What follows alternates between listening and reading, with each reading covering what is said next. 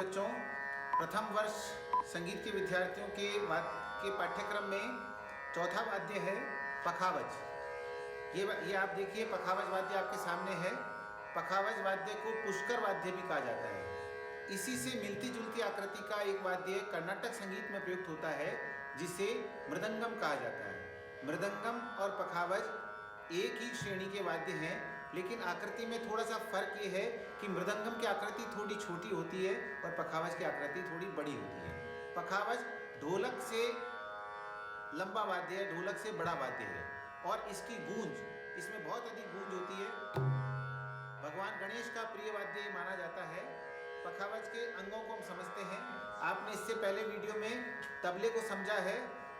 ऐसी मान्यता है कि अमीर खुसरो ने पखावज को बीच में से दो भागों में काटकर तबले वाद्य का निर्माण किया है। इस तथ्य में, इस कथानक में कितनी सच्चाई है, ये शोध का विषय है, लेकिन ग्रंथों में इस प्रकार के हमें लेखन सामग्री प्राप्त होती है। पखावज की आकृति को आप देखिए।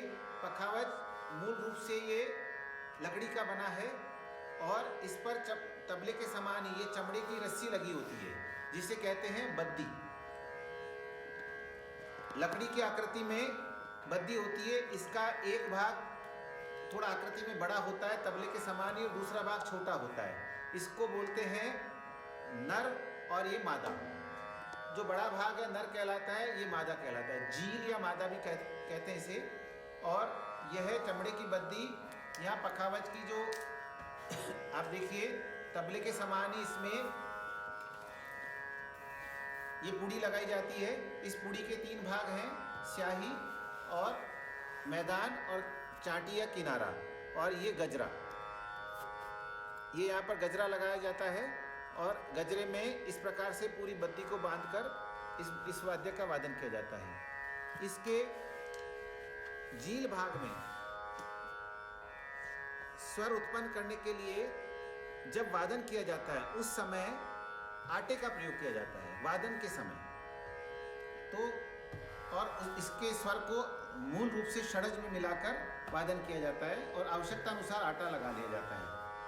तो ये कार्य तत्काल उसी समय होता है जब वादन करना होता है, बाकी शेष समय में उसको हटा लिया जाता है। और जो दूसरा भाग है वो बिल्कुल इसी प्रकार से तीन भागों में बना हुआ है, स्याही, मैदान और चाटी या किनारा।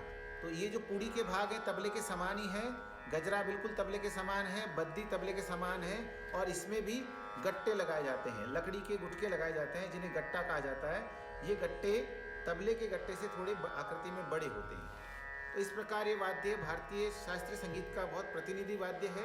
उत्तर भारतीय संगीत में इसका प्रचार है। यह वाद्य ध्रुपद गायन के लिए बहुत उपयुक्त है। ध्रुपद के साथ, वीणा वाद्य के साथ इसका वादन किया जाता है और भारतीय परंपरा में भगवान गणेश इस वाद्य के वादक माने जाते हैं। धन्यवाद।